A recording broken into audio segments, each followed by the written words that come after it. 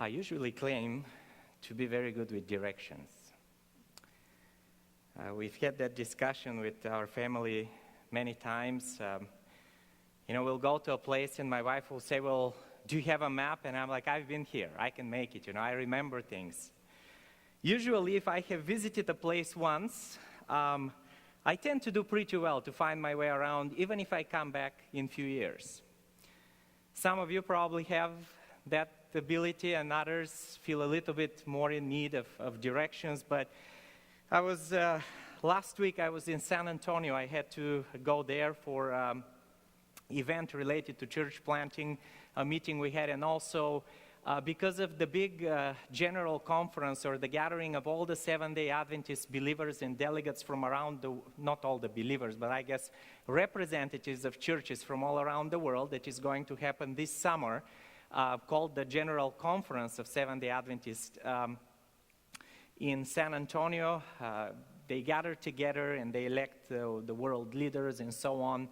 If you have a chance to visit, any time between July 2nd to July 12th, or especially the weekend of July 11th, it is a really, really amazing gathering to see, people from the whole world come. Close to 60,000, 70,000 people get together.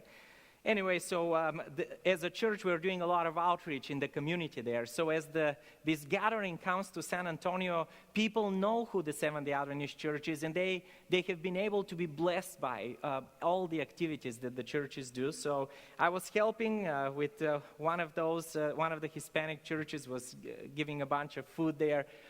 Had a meeting after that. It was very late by the time the day was over. Got to the hotel close to 12 o'clock at night. I was so tired, just went straight to sleep.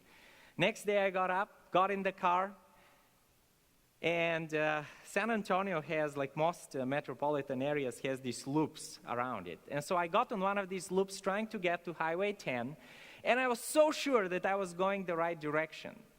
I didn't turn on my GPS. Just got on this highway loop and started driving, and I realized in just a few minutes from the signs that I was going southwest when I thought I really was going northeast.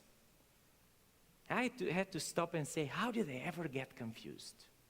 I thought I was paying such good attention. I thought I recognized this area, even though I've been there only 2 times in that particular region. But then I had to turn on my GPS. And finally, it not only corrected my path, but within 2 minutes, it put me on a road that was going to be a kind of a shortcut that saved me close to between 15 and 17 minutes of travel time. I had to turn on the GPS, see the map, to find the true direction. At times in our lives, we need maps to guide us, don't we? I know many times we all wish that we had some kind of a reference point. In the ancient times, people used to use the North Star as kind of the reference for going the right direction for traveling, especially for navigation in the seas. Or, traveling in lands that they were not familiar with. And everything was good until the sky got cloudy, and they couldn't see the star anymore.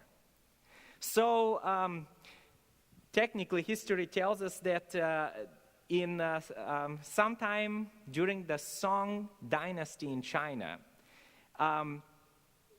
the compass started being used more commonly. But when you really search historically, the Chinese actually discovered that particular metals tend to align themselves with north and south. They were used primarily by people who were dealing with magic, some of the witchcrafting that was done there.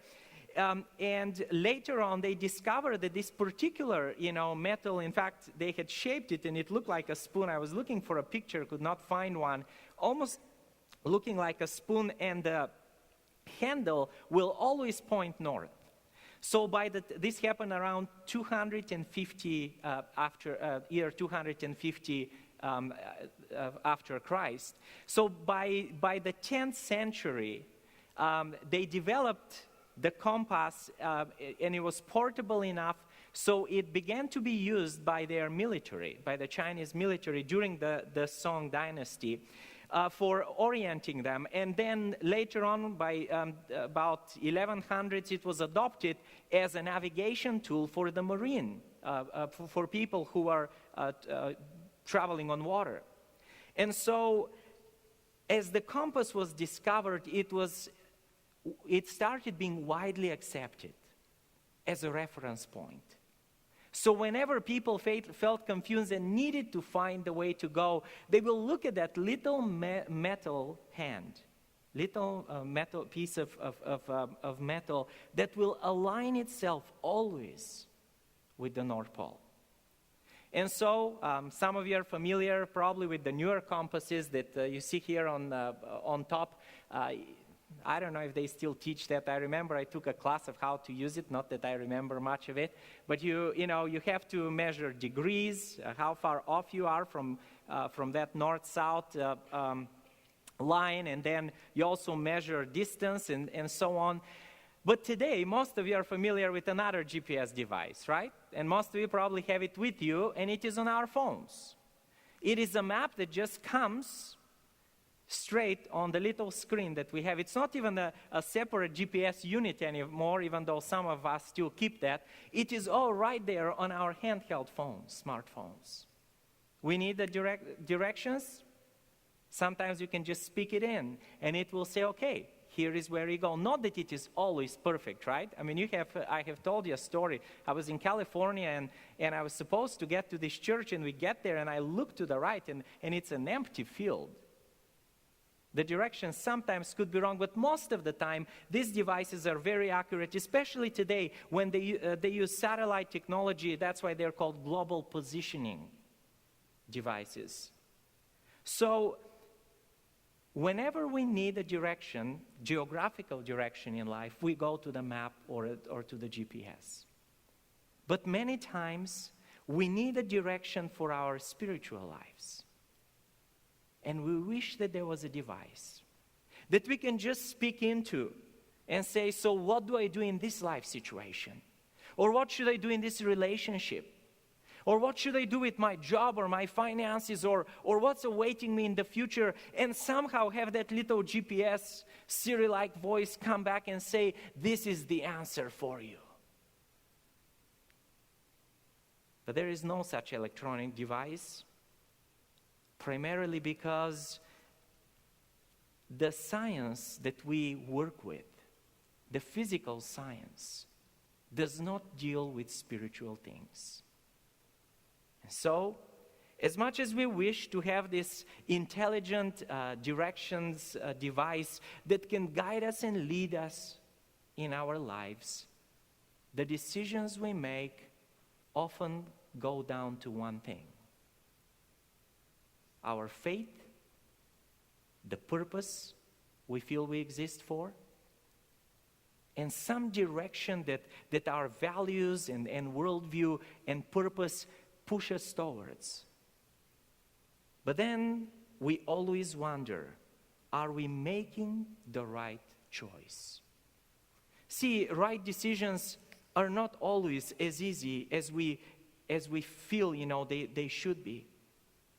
Sometimes we have to make choices into the unknown. And as we spoke last time, there are moments when the only thing that we can use is our faith, what we put our trust into. What kind of value system or being or religion or power do we put our faith, our trust into? As we spoke last time, once again, we live in a world where there are two conflicting views. One of them claims that there is no rational being that anyone should follow. We are all here by chance, existing for basically no reason, no purpose, just for our own survival. And then the other worldview, which is the religious worldview, that says, no, there is someone greater than us. There is a being who is in control, who created us, a God who gave us a purpose, who makes our existence on this earth have meaning and value. In the world around us today, according to the statistics, between 16 to 20% of people claim to have no faith, no religion. They don't put their trust in anything but themselves and science. But when I read that number, that seems like an awfully small number, doesn't it? 16 to 20% of all the population, we're talking US, are the only people who don't have some type of religion or faith affiliation. That means that 80 to 85% of us still believe. We believe in different things. We might have different faith orientation, but people seems to long and somehow they exist with this element implanted in them called faith. We cannot live without it. Not too long ago, we talked about the role faith plays into healing, into reducing the risk of depression, the risk of getting heart disease. Everything in our health seems to be affected or at least a big part of our health seems to be affected by faith. People who have and exercise active faith seems to experience less depression and seems to get not only less sick, but they seem to be recovering with a lot faster pace. It seems like as humanity was designed, especially for those of us who've held the view that there was an intelligent being who actually gave the birth to life and humanity and all the living creatures and this earth, it seems like somehow that rational being, that creator, implanted faith to be a part of who we are. Hebrews chapter 11, verse 6. Hebrews chapter 11, verse 6. We read the following. Paul says, without faith it is impossible to please God, because anyone who comes to him must believe that he exists.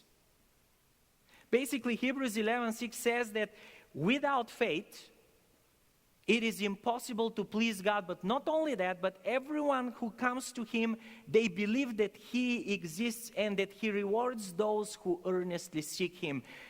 Without faith, it is impossible to have this trust into something beyond ourselves. I tend to argue, though, that even those 16 to 20% who claim to not believe in anything, they still believe. Right? Who do they believe in? Themselves, probably. Science. Even science could become something that you put your hope into. You can put your hope into yourself. The question is not where you put your faith, but where whatever you put your faith in will lead you. For see, we all believe. But just because we all believe does not mean that everything we believe in will lead us to the same place and give us the same desired result.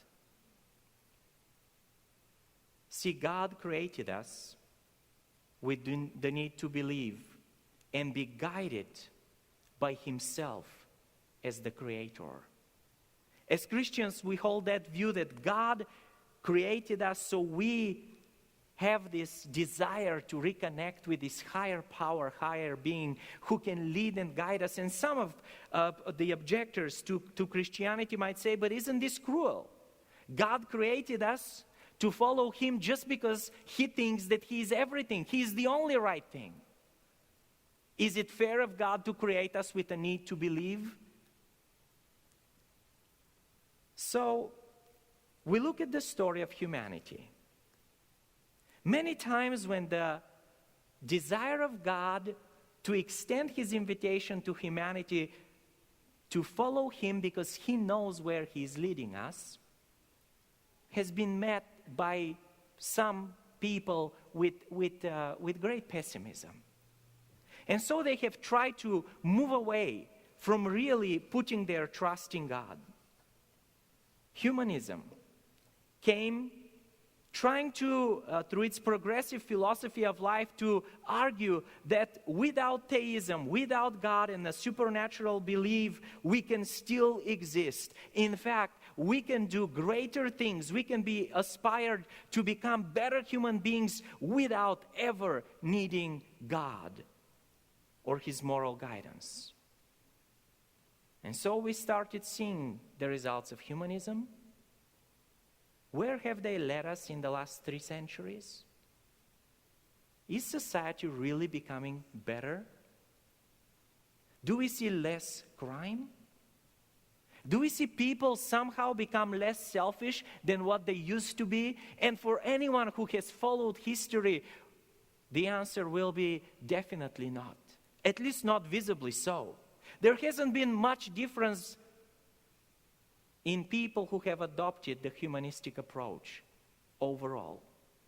It seems like humans cannot really govern themselves because we are all selfish beings. We can't help it but be so. So then, we have gotten into this new side of humanism. Okay, well, we don't really need to exist without God, but we should let anyone believe in whatever they want to because any faith is valid. Have you ever heard postmodern, especially young adults, arguing that there is no absolute truth? Anything we can believe in could be true for somebody, they say. In fact, who is to say what absolute truth is? Even if there is a God, we cannot get to know Him to the extent for the extent of who they are. So any view of them we have will be imperfect and coming short from discovering that absolute truth. But see, just because we argue that we all can believe in something once again does not mean that what we believe in will lead us to the same place and the same result. I remember arguing with my dad as I was a little kid that eating too much chocolate will not hurt me. Even today, I look at the jar with Nutella, and you know that I'm a Nutella fan. I look at it and I say, man, this thing says at the end that it's made out of almonds. It's an almond spread. Hazelnuts, not almonds. Hazelnut spread. So if it has hazelnuts, it must be good. But is it? Just because I choose to believe and have that theory in my mind, does it make it good? No, just the sugar in that can kill me. My dad was trying to tell me that, but hey, you can argue that my view is as good as his. Recently, I listened to a prominent radio host who was arguing that really it doesn't matter if you eat too much fat. Does it really? Just because he disagrees with the health discoveries, does it mean that fat will not kill you? Or lead you to get a heart attack or high blood pressure and all kinds of complications with your health? See, we can argue that we are all free to believe, but what we believe in does not always mean that it will lead us to a positive outcome. For there are some things that independently of what we believe in have dangerous outcomes. In Isaiah chapter 45, verse 5, God makes this claim through the prophet. I'm the Lord, and there is no other. Apart from me, there is no God. I will strengthen you though you have not acknowledged me. The God of the Bible makes this claim that, hey, in the reality especially of the Old Testament, when people had these multiple gods, God says, I'm the only one. Trust me. There is no idol. There is nothing that you can put your faith and trust in that will lead you to anything good but me. Today we're really smarter. I mean, I don't see many of you really when I come and see your homes or I visit people, even those who don't believe in God, who have like a little statue and says, well, if I ever get in trouble, I just go pray to that statue and it jumps up and saves me. We don't do that, right? I mean, really, how many of us, there are a few still who have little, artifacts that they superstitiously follow, but most of us don't believe in these made-up, humanly made-up gods, right? But what do? We replace those gods with other things that we might not put, identify by a separate, image or a picture or a sculpture, but we still put our faith into those things. It doesn't matter if it is a sculpture god or not. If it is an image, if it is a rock, if it is some kind of an artifact, or if it is just a belief of our mind, just because we believe in something, once again, does not mean that it is true. As we looked at the evidence last week, at least some of it, or we stated that argument, when we look around at the complexity of the world, especially the complexity of living organisms, the evidence of having an intelligent design or a God outweighs the evidence of just life happening by a chance. Same thing is with faith. There is a point where every one of us needs to start looking at the evidence in order for us to see that the claim of whatever we have accepted to believe that it will help us and lead us to a better ending, a better purpose, and a fulfillment in our life, or to any type of hope, is true. The Bible once again claims in Acts chapter 4 verse 11 that there is no salvation in any other name but in God, who sent part of himself, Jesus Christ, his son, to come and die on this earth. So in Acts chapter 4 verse 11, if we can go to Acts chapter 4 verse 11, we find once again the following statement.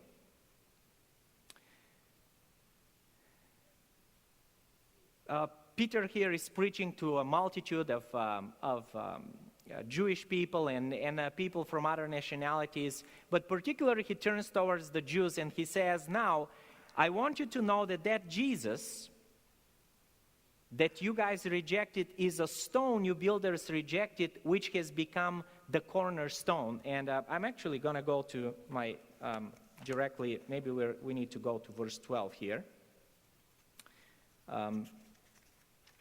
Acts chapter 4.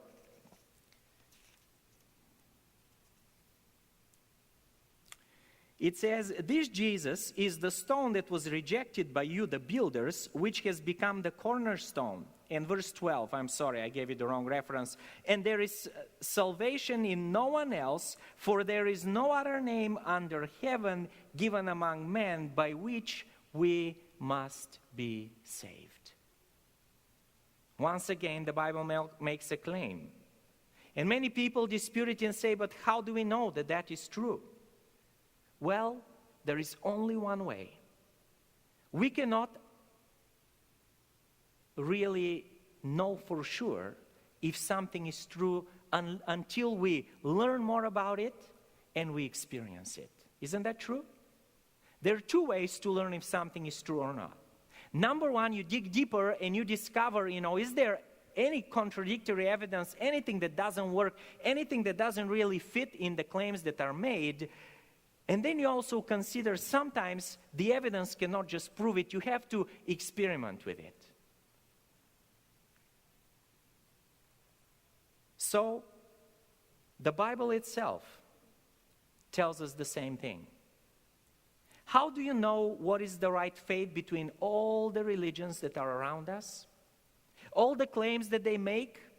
I mean, I can say, yes, as someone who is a Christian, I can say that some of the religions just don't make as much sense as Christianity. The nirvana that some people seek, This state of absolute peace where there is no hatred or love. It is just this emotionless state that is the ultimate purpose of our existence. That's what we need to live for. Some of the Buddhist the religions or the aspects of religious groups associated with Buddhism believe that. They search for that ultimate form of peace when we become one with the nothingness. How many people have you seen who have reached that peaceful state? When we look at the evidence, we really cannot say much or see much of a proof that that is an achievable thing. But again, I have looked very little in Buddhism. I can make that claim, and maybe people who experience it can believe in it. We have other religions like Islam, even Judaism, who claim that there are some things that if you do right, you will somehow experience God's blessings.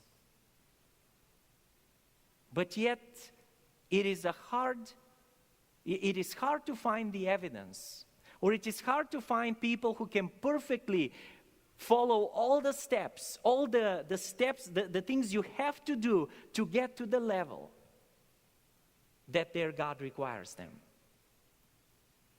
Especially when some of those steps are very contrary to what we feel is morally acceptable or maybe respectful towards life and the rest of humanity.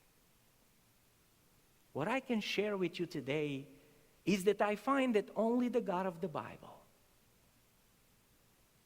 not only creates, the God of the Bible it is presented through God's Word, not only presents God as the creator who made humanity, who set some moral standards, but he is also presented as the only God who says, listen, you can choose not to follow those.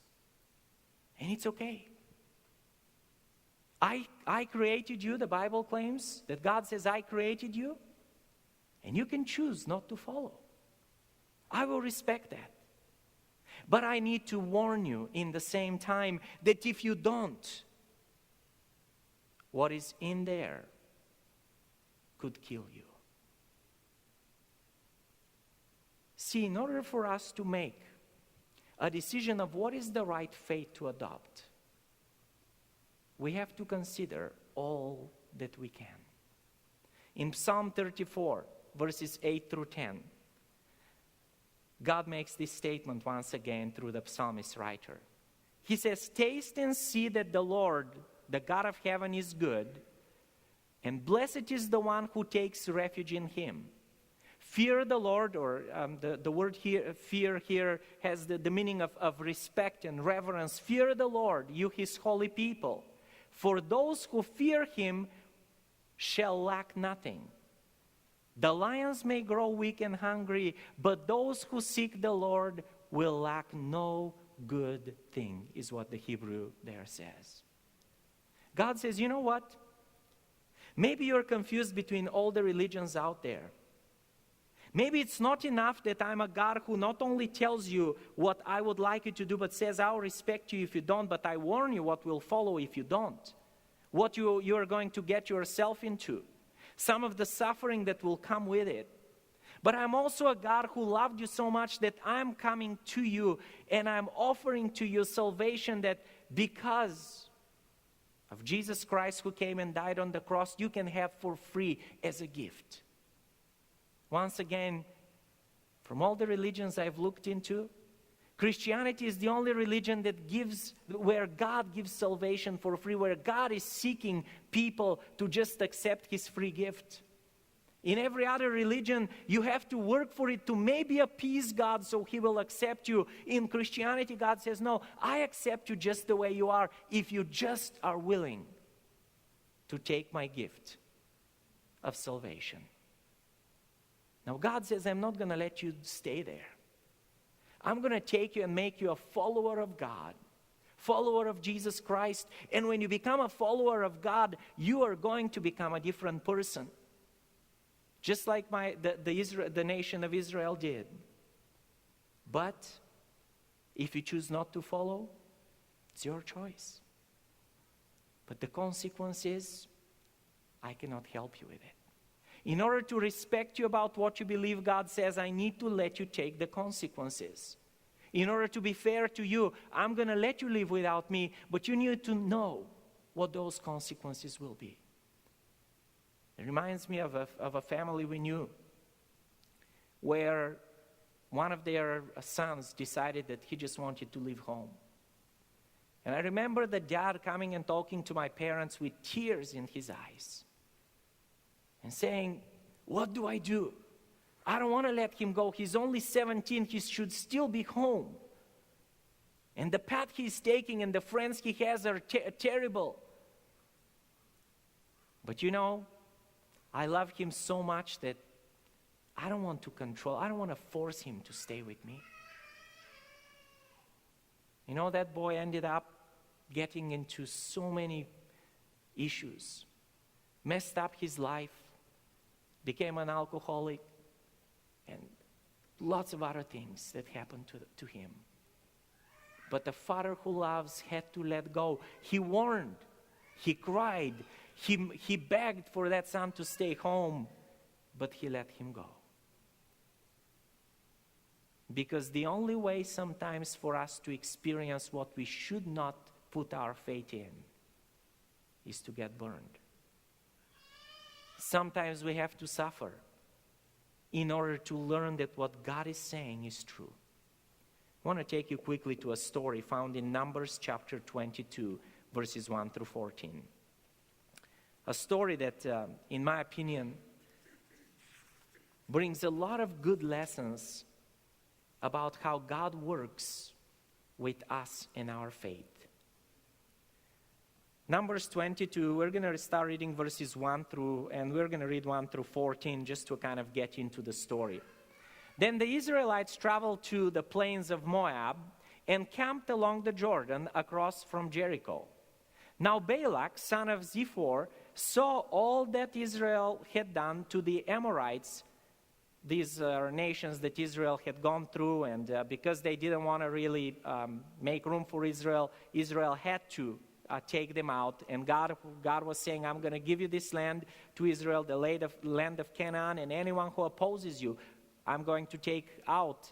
And so the Moabites saw what Israel had done to the Amorites, who resisted them. And verse 3, and Moab was terrified because there were so many people indeed, referring to the people of Israel, that Moab was filled with dread because of the Israelites. The Moabites said to the elder of Midian, the horde is going to lick up everything around us, as an ox licks up the grass of the field. So Balak, son of Ziphor, who was the king of the Moabites, at that time, sent messengers to summon Balaam, son of Beor. Now, Balaam, by the way, if you look at the context there, he lives up in Mesopotamia. So Balak sends to this self-proclaimed or actually seemingly respected prophet of God, Balaam, son of Beor, who was at Petor near the Euphrates River in his native land. And so Balak sends a message to him and says, a people has come out of Egypt. They covered the face of the land and have settled next to me. Now come and put a curse on these people because they are so powerful, they are too powerful for me. Perhaps then I will be able to defeat them and drive them out of the land. For I know that whoever you bless is blessed, and whoever you curse is cursed. The elders of Moab and Midian left, taking with them the fee for divination. When they came to Balaam, they told him what Balak had said. Spend the night here, Balaam said to them, and I will report back to you with the answer that the Lord gives me. So the Moabite officials stayed with him, and God came to Balaam and asked, "Who are these men with you?" And Balaam said to God, "Balak, son of Ziphor, king of Moab, sent me this message. A people that has come out of Egypt covered the face of the land. Now come and put a curse on them for me. Perhaps then I will be able to fight them and drive them away." But God said to Balaam, "Do not go with them. You must not put a curse on these people because they are blessed." The next morning, Balaam got up and said to Balak's officials, "Go back to your own country, for the Lord has refused to let me go with you." Very interesting story because of a few things that I want to mention. Number one, Balaam is not part of the Israelites. He seems to be a prophet of God, which is really an evidence that God didn't work only with Abraham. God was a God who was known to many other people at that time. So now, because the Israelites, the chosen nation of God, the descendants of Abraham and Jacob, who are coming, the Moabite king sends a message to this man of God who was known. How was Balak aware of Balaam being a prophet of God? He knew that whatever he says happens. Wherever Balaam gets involved, things happen according to the word of God. Do you believe in a God? Do you have faith in what God can do? Have you tested him? Have you asked him to show himself real to you? Because see, when we work on the level of faith, there is no way for you to know for sure until you experience it personally. Balak obviously had seen enough to know who to go to, and so he goes and says, "Balaam, all of our gods are worth nothing. Would you please pray to the living God?" But what did he go send the servants to him with? A bunch of gifts. See, that tells you something now about Balaam. He was a prophet of God, and God probably used him for a while, but his heart was obviously not as much as into what God wanted to do, but into what benefit he could get out of it. Doesn't it seem that way from the story? Because really, he looks at all the riches and he says, "Oh man, I could have gotten even a lot more. God, if you would give me a different answer." In fact, in the way he responds, he says, not that, "Hey, I can't go and curse these people." He says, "The Lord has refused to let me go with you. I would, but God just kind of minded this time." Have you ever experienced that in your life? Times when you know that what you are getting into, at least from the evidence you see from it and the experiences that you live through, tells you, this is not where I need to be. This is just not what I need to be going through. I know better. Even if you are not raised in a Christian or religious environment, there are some things that you know are not good because of the influence and the impact and the results they bring. But you still say, "But I would kind of like to do it." What we find here is that if everything was led to Balaam to act the way he wanted, he could have never saved himself or caused good things to happen. If we are ever left to save ourselves, without a map of God, without a North Star, without a reference outside of ourselves, our nature, even for those who claim to be religious and God followers, could be following our own agendas rather than God's. So the story continues now. We go to Numbers 22, verses 15 through 20. We find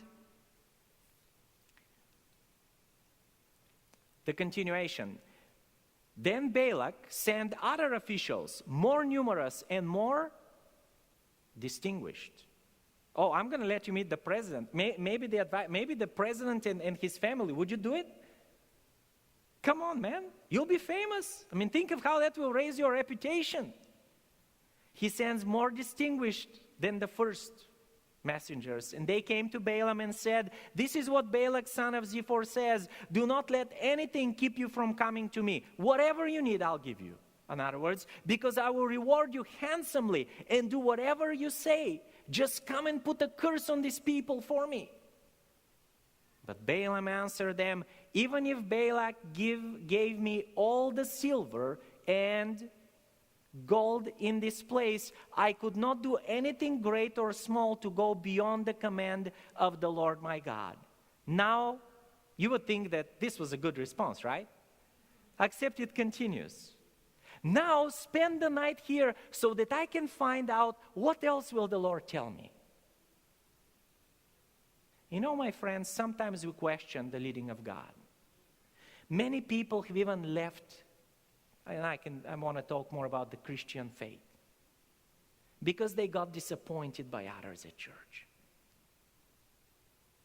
They just thought that the church should look like something that, people don't represent. They forgot that the Bible says, look to God, not to people, because we're all following God. But there are others who leave the faith because they say, you know what? What God is asking me to do is too much. There are other ways. There are other truths to follow.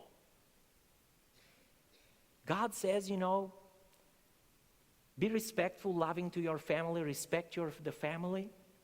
People say, but it's more fun if you really don't have those moral boundaries. God says, don't lie. People say, but I can be a lot more successful in my business if I just bend the truth and, change the numbers a little bit. Who is going to find out?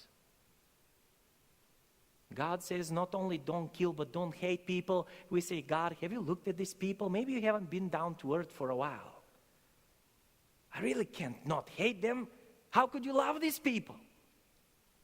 And everything that God says, we say, well, we have a better way. God, we know that that's what you have said, but maybe there is a way around it. That's what Balaam was doing. So that night, God came to Balaam and said, since these men have come to summon you, go with them, but do only what I tell you. And here is where the story becomes interesting. Because there are many times, as we said, when we see ways that are good for us. I want to read Proverbs chapter 14, verse 12. And it says, Proverbs chapter 14, verse 12. There is a way that appears to be right. And in some translations will say there is a way appears to be right for a man from human perspective, but at the end it leads to death. God looked at Balaam and said, Balaam, I know what you're thinking, but you are not doing this, my friend. Just follow me. Don't do anything I don't tell you to do. So we go to Numbers chapter 22, verses 21 through 35. The last the last section there in that chapter, Numbers 22, verses 21 through 35. And it says, Balaam got up in the morning, saddled his donkeys, and went with the Moabite officials. But God was very angry when he went. Why is God angry? God told him, don't go. And Balaam kept on insisting. He said, okay, I'm going to send you there. But what you're doing is wrong, and you don't see it. But you need to experience this in order to learn a lesson. So Balaam got up in the morning, saddled his donkeys, went with the Moabite officials, but God was very angry when he went, and an angel of the Lord stood in the road and opposed him. And Balaam was riding on his donkey, and his two servants were with him. When the donkey saw the angel, who sees the angel here in this story? Sometimes God says, you know what? If you could be just a donkey, you'll make better decisions. Why do you have to fight me when I clearly tell you this is not good for you? I'll respect you. I'll let you go, break your head. But why do you have to do that? My dad always used to say that. I used to argue with him and say, well, Dad, I got to learn, so maybe I'll break my head, but so I'm not going to learn any other way. And he'll always look at me and say, son, it's always better to learn without breaking your head. So he goes, and the donkey sees the angel of the Lord, which was probably intentional, standing in the road with a drawn sword in his hand. It turned off the road into a field, and Balaam beat it to get it back on the road. And then the angel of the Lord stood in a narrow path through the vineyard with walls on both sides. And when the donkey saw the angel of the Lord, it pressed close to the wall, crushing Balaam's foot against it. So he beat the donkey again. Then the angel of the Lord moved on ahead and stood in a narrow place where there was no room to turn, either to the right or to the left. And when the donkey saw the angel of the Lord, it lay down under Balaam, and he was angry and beat it with his staff. And then the Lord opened the donkey's mouth, and it said to Balaam, What have I done to you to make you beat me these 3 times? A speaking donkey? What else do you need? By the way, we don't have time. Some other time I'll tell you a story, a real story of a speaking cow that happened in Africa. But for right now, we'll just continue. Balaam answered the donkey, You have made a fool of me. Of course, you're talking to a donkey. How could you be a normal person? If only I had a sword in my hand, I would kill you right now. The donkey said to Balaam, Am I not your own donkey, which you have always ridden to this day? Have I been in the habit of doing this to you? Smart donkey. No, he said. Then the Lord opened Balaam's eyes, and he saw the angel of the Lord standing in the road with his drawn sword. With his sword drawn. So he bowed low and fell face down. An angel of the Lord asked him, Why have you beaten your donkey these 3 times? I have come here to oppose you because your path is a reckless one before me.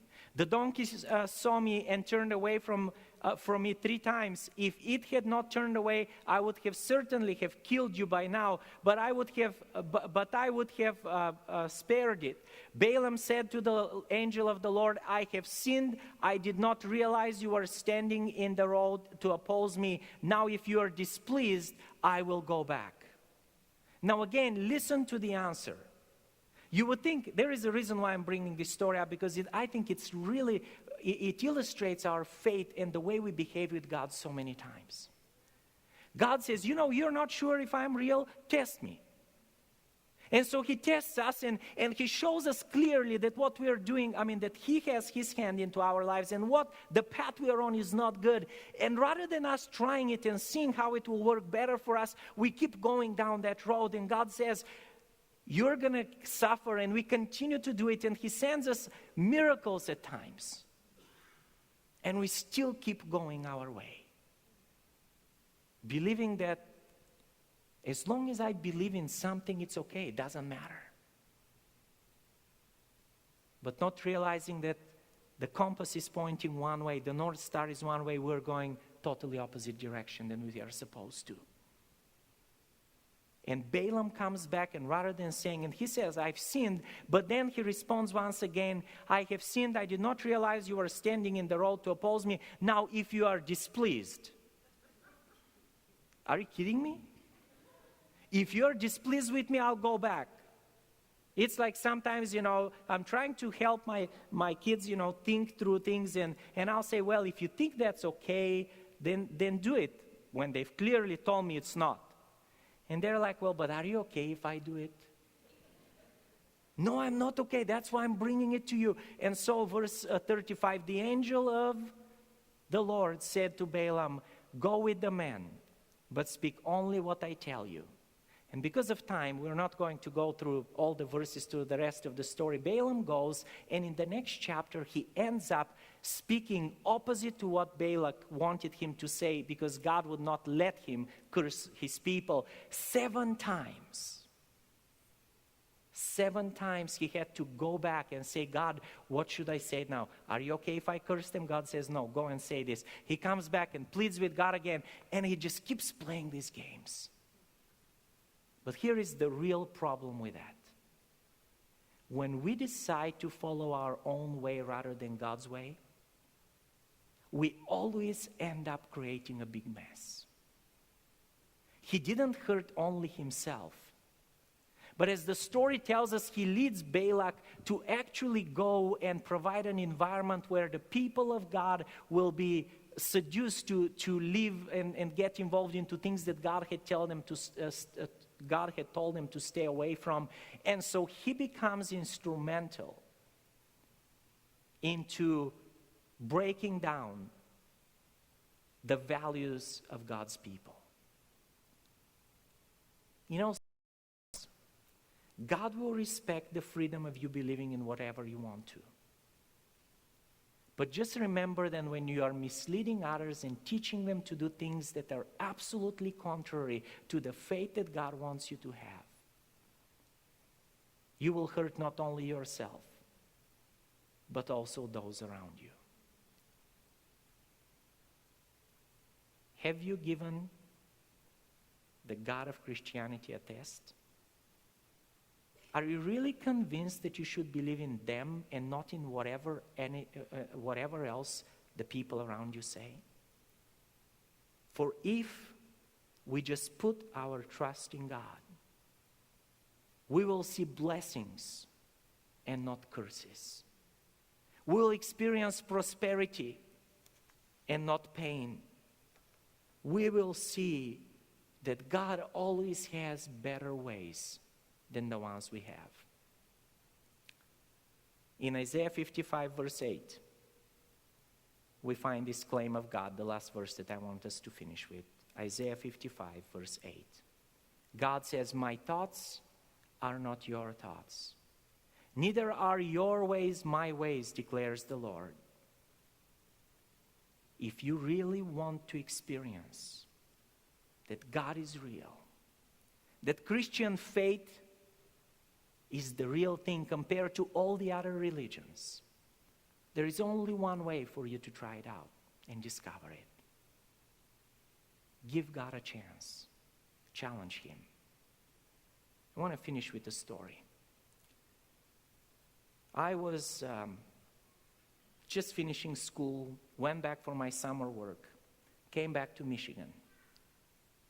I was going through a time in my life during that break where I had to make some major decisions, and I just, pleaded with God to show me what the right thing to do is. And now looking back, I see Him, stopping my donkey, but I was, and speaking to me through all these other people and telling me things, but I didn't see them. I was so set on my plans for my life that I was almost like trying to say, okay, God, just tell me it's okay. Like the guy who was looking for excuse to drink, and a Christian guy, and he went and he asked his pastor, "Pastor, I really feel like drinking. Will God be mad at me?" And pastor said, "Well, you know better."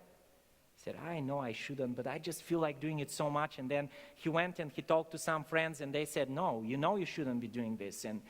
And then he kept saying, "God, okay, well, please tell me, should I be drinking or not?" So he goes to his small group, and they tell him, "No, you shouldn't be doing that." And finally, he prays again and goes by the bar, and the guy is just walking in the bar and says, "Well, should I drink?" The bar says, "Sure, why not?" He says, "Thank you, Jesus, for the answer."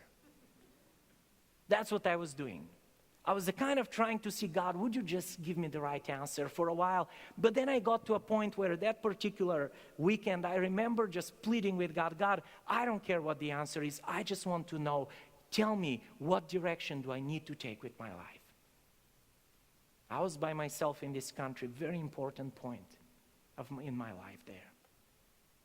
And I kept on praying and praying and praying, and God was just silent. Don't you hate that? When God just doesn't respond to you. And I remember boarding the airplane in South Bend, Indiana. And I don't know why. Don't ask me why I did this. I just said, "God, I don't even care for you to give me the right answer. I just want a sign from you that you are real, that you care, that you are with me." And so we are in the plane starts going towards the runway, and once again, I don't know why, but I just looked through the window, still remember what, the view there. It's not a big airport, South Bend, Indiana. Looks almost like you're in a farmland there, looking at a barn and some trees, and just saying, "God, if you are here, if you care, make this plane go back to the airport." By then I was crying. I was so, I was basically just breaking down. I couldn't handle the pressure. And I remember just praying and saying, God, the only way that I know you don't have to do this for me. It's stupid to ask you to do such a thing, but I want this plane to go back unless somebody's life is going to be affected by it. I know you don't have to do it. But to really just show me that you are real by doing this miracle in my life. I've never asked you for a miracle like that. The plane kept going. I kept praying. In fact, I remember the person next to me just trying to say, are you okay? And I don't know what I said, but they never spoke to me again. I wasn't rude, but I was definitely let them know it's not time to talk with you. I just remember again praying and crying, literally crying and just looking out that window and saying, God, if you are real, make this plane go back to the terminal. Don't ask me why again. That was just my sign that I picked. Remember, we made the turn, and we were at the runway. You know how they turn, and then the plane stops, and then the engines go up, and then you take off. Obviously, the pilot was getting ready to take off, but he wouldn't. And so I kept praying. I was like, well, maybe I'm winning this battle. It almost felt like, Jacob wrestling with God, and I'm just, I'm saying, God, this is just for me. I don't want to know again. You haven't given me a clear answer. I don't care about anything else. Just prove to me that you are real. Make this plane go back. We stayed like that for over 45 minutes. And then the captain's voice came and said, ladies and gentlemen, we're experiencing bad weather in Chicago, so we're going to have to delay our start, but we're going to see if they're going to give us clearance in the next 10 minutes. I kept on praying. Because see, when something is very important to you, it doesn't matter how you pray to God as long as you pour out your heart to Him. You can ask God for crazy things sometimes. And if that is what's going to make a difference in your life, I can tell you, God will do it. For more than anything else, God cares for you to know that He is real and that no other God is like Him. He's the only God who can give you miracles. We stayed 1 hour and 20 minutes at that runway. And finally, the pilot comes and says, guys, we have to taxi back to the terminal. I hate telling this story because I can't keep my emotions. But it was at that time when I knew for sure that my faith was in a real God. I must have prayed too hard for God to take us back to the runway because we had to wait there for about 4 hours. Then we went to Chicago. We waited another 6 hours. I had never felt like, I felt like I lived in that airport by the time those 6 hours were over. People everywhere. But I'm here to tell you, I don't know what other religions can tell you. And I've read a lot about, at least Buddhism and Islam primarily. But I have never found a God like the God of the Bible. But that doesn't mean anything to you unless you challenge God. Don't challenge Him with stupid things. Now if I go back, I don't know if I'll do it again, but whatever. Just challenge Him in a way. Ask Him to make Himself real to you. And I know that He's a big enough God to show you, even when He's not ready to give you the answer you want, that He is a real God. For my thoughts, God says, are not your thoughts. Neither are your ways my ways. And for as long as you put your trust in Him, you can have only one outcome. You will discover the real God, the real faith, the real truth, no matter what anyone else around you tells you. Is there an absolute truth and an absolutely living God? Yes.